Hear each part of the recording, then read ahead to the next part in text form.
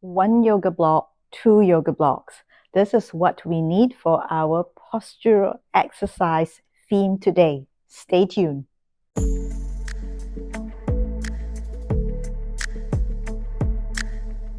The theme for today is, with the help of two blocks, it's to restore neutral spine. With a lot of occupation or daily habits, haphazards such as constantly looking at the phone and doing this, or the computer, which I'm sure you have heard of a gazillion times, of how it's causing compromises out to our posture. We need to counter that forward position to bring our posture back. Now, on day 6, I have done a video on body length. That's the beginning. That's the first step on giving us posterior body length. But more so now, we need to give it more space by lengthening out not just the upper extremity, but with the help of the lower extremity to restore a slightly slump or hunch position to this, straightening up. After doing this exercise, you might feel like you are tipping backwards a little bit. That's quite natural, because if you're used to tipping forward, you will feel like you're tipping backward when you are neutral. But actually, you're not tipping backward, you're just coming back to your own center. And before I forget, welcome to day 8, and let's start to counter the habitual forward position and bring our spine back to neutral. And make sure you watch to the end, because I have a bonus stretch for you. We're first going to do it without a block, okay? I'm just going to put it by my side here and going to lay down. Right, now you're going to have your hands under your lower back just to make sure that there is a little space here. And from here, you're going to check that your knees or your hips are more or less in line with the rest of the body, that you're not too much on either side here. Okay, now just curl up a little bit to ensure that the knees are aligned. When the knees are aligned, it means that your feet are also aligned, okay? Now we're going to stay here. What we want to do is start to lengthen our back a little bit at a time. Now, these exercises have been done gazillion times by many people. It's called the bridging in yoga, but no, we're not going to do something like bridging. And also, it's in Pilates, it's also called bridging, but we're not going to do the Pilates version. Again, we're using the principles of bridging to help us to lengthen our posterior body. All right. Now, I've done this with clients with very tight lower back, and after doing this, they all feel a great relief, like they've got more space in our lower back, and that means that their posterior body is lengthened, and that's what we are going for. Okay, now press your feet firmly onto the ground and gently, just without curling the lower back or the pelvis. So let me repeat, without curling the pelvis, gently float your pelvis up. See my hands here? It can go through in between the pelvis and the mat. It means it's floated up, and bring it down. Again, without curling, we're just going to bring it up. Okay, bring it up and down. Again, up and down. Up. Now, for this one, put your hands under your sacrum or the top of your pelvis for simplicity's sake here. And from there, you're just going to make sure that the top of the pelvis doesn't touch the hand. We're just going to hang out there for 4, 3, 2, 1. Slowly bring it down. Okay, so that's the preparation. Time to use one block. So we are going to lay down. Okay, and from here, you're going to put the block this way, like it's parallel with the floor. Above your knees, at the end of the thigh bones. Now, you're going to start to feel your inner thighs coming together, i.e. bringing your legs in towards the block. You will feel gentle contraction in your inner thighs here. I try to avoid using the word squeezing because that's just too vivid. People will end up contracting too much when they think about squeezing. So I don't really like to use the word squeeze, but just think about your inner thighs coming together towards the center. You will feel your inner thighs pushing against the block slightly, i.e. a gentle contraction across your inner thigh. That's what we want. Just now we floated off the floor for about half an inch or an inch. This time we're going to float off more. So have your hands under the pelvis and let your pelvis float up. And this time go higher. So look, there is so much distance here and this is what we are going for. Stay there for 4, 3, 2, 1 and gently come down. Again, inhale, exhale, float up.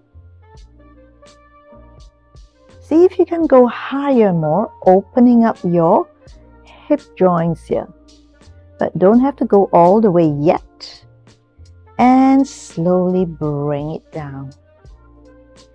Now, right now you are going to bring your legs in more. I had it quite far just now. You can have it like me, far, or you can start off at your normal length. If it's a bit closer, it's fine. But see if you can, right now, just increase the intensity a little bit by bringing your heels in closer to your sit bones or bringing your legs in towards you more. Same thing, bring your inner thighs towards the center and you're going to float your pelvis off. See if you can come up more this time. In fact, all the way till you are on a slide position. Now interlace your fingers behind, kind of arching your chest here. And guess what? We are going to hang out here. No, I'm not kidding. We're going to hang out here for 8 counts. 1, 2, 3, 4, 5, 6, 7, and 8. And slowly just bring your pelvis down. That good? I hope so. If you feel anything in your lower back, maybe bring your legs or your pelvis down more first. Don't go all the way, probably up to here. But I want you to use your hands to push the pelvis forward a little bit. Because when we bring our pelvis forward and up more, we will get more space in our lower back.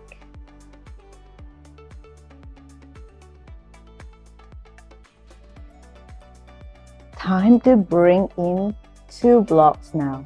Here, what are we going to do? Line it up parallel with your hips. We're going to just step on it. Yes, and the extra height will bring our pelvis higher, giving us more length in our posterior body. Now, if you look at it, I'm quite close. You can have it further apart. That's all good. Not too far. Why? Because we want to take things a notch up. Basically, pelvis higher so that we lengthen out our back more. Okay? Now, inhale. Always come up with an exhalation. Have your hands by your side. Push down on the block and just curl up. Opening up the hip joint. You can do a little thing here. Just imagine it opening like a pair of eyes. See if you can lift the toes up. That will intensify the hamstring work here to give you more stability. And put your fingers on the buttock dimple or your sit bones to bring yourself up a little bit higher. You may feel a stretch on your thighs. That is really good. We want to stretch out our thighs so that we will get more lengthening, not just in our posterior body, but also in our front body. So bring the pelvis up and you can hang out here for a little bit. And slowly bring it down. Let's repeat this exercise. Float the pelvis up on an exhalation. But this time, we're going to do something a little bit more challenging. You're going to put both hands on your pelvis just to make sure they are stable and we don't shift. Can we just float one leg up, and in this case my left leg, without shifting your pelvis? Just an inch off the block. And bring it down. Keeping the pelvis absolutely still here, okay? Have both hands maybe by your side like this. Give yourself a little bit of a press. And bring the other leg up and down. One more time each side here. Bring the left leg up. Just float off an inch, not too much, very little. As your left leg goes up, all the weight is on the right hamstring. I want it to fire away and down. And left leg press down, with the right leg up and down. This is to prevent ourselves from shifting. We will learn to work both sides here more equally so that we will have a pelvis that doesn't shift too much to either side when we move. This way, there is little rotation caused by the pelvis moving up to the spine, and hence we reduce the imbalance in our spine. That would then reduce the compensation of our spine in postural organization. That's a very long chain explanation, but I hope it's clear. Back to one block, and this time we're going to use it to bring things a notch higher, challenging our postural muscles and our lower extremity stability more. That's needed because we need to do strength in order to have good posture. One block, and I'm going to start with the right leg so that you can see it. And let's check if they are aligned. So although one leg is higher than the other, we still want it aligned. Okay, and from here, we're going to press the right foot onto the block and gently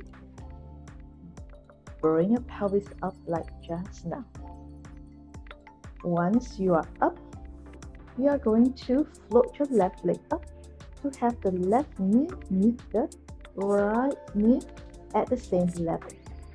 And from here, you're just going to pulse the pelvis up and down a little bit. You need not go very high, but look, you are relying totally on the right hamstring to do this job, and the upper body to stabilize you both sides. One more here, and slowly come down.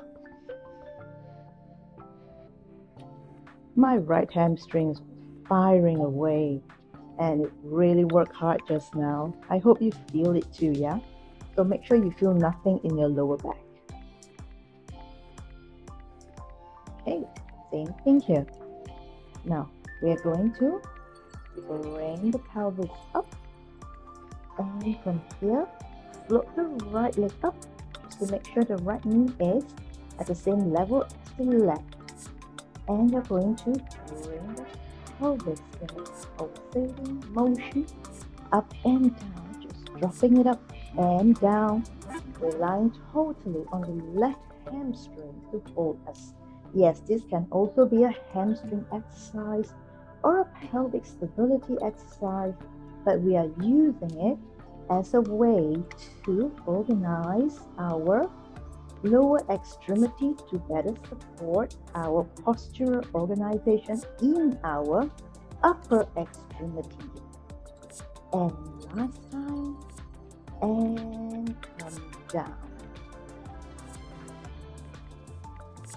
You need not do too much in this because it's really quite intense. It may not look like much, but it does fire up the hamstrings a lot. Now what I want you to do is stand up, take a walk and see how you feel. Take a walk in the room, around, walk backwards or forwards or around. See how you feel. Every time after this exercise, I always tell my clients to take a walk and I ask them to be aware of the body and pay attention to how they feel. And most of them, in fact, all of them tell me the same thing. They feel like something has pulled their body up higher and they feel like, oh, their feet can stand firmer on the ground. They feel like their hips are more open. They feel a little bit tipped backwards if they have a forward tip, i.e. a smartphone position. This will help them to feel open up in front and hence that tip backward feeling. Now, of course, they would say they're not used to it, but you know what? They like it. They like it because the body knows this is good for them. No kidding, our body is intelligent. Although they're not used to it, they're telling me with a smile because they feel like this is something good. There is change. They feel longer and more spacious. It's just very logical. Too much smartphones, we are this way with our posture, a little hunchback. And here, if we have more space in our hip joints, and the back is lengthened out, we will feel slightly tipped backwards, different from this position. It's all good. Actually, we are not tipping backwards. We are just coming back to neutral position. This wraps up day 8 here. I'll see you on day 9. I set this up to show you a bonus stretch after all the work that we have done just now on the mat. And if you like this video, remember to like and subscribe. Leave me a comment in the section below. I'd love to hear from you. Let's stretch to warm down. No, cool down. Okay, so quite simple. You can find a tabletop or a kitchen cabinet or a wall, but I prefer something that you can push your hands to. Rather than making your palms this way, you put your palms flat and push down into. Okay, and you're just going to stretch out. Keep your legs straight if you can. And if your knees are bent, just slowly straighten your knee out when you are ready. And just hang out here. A good stretch to feel long.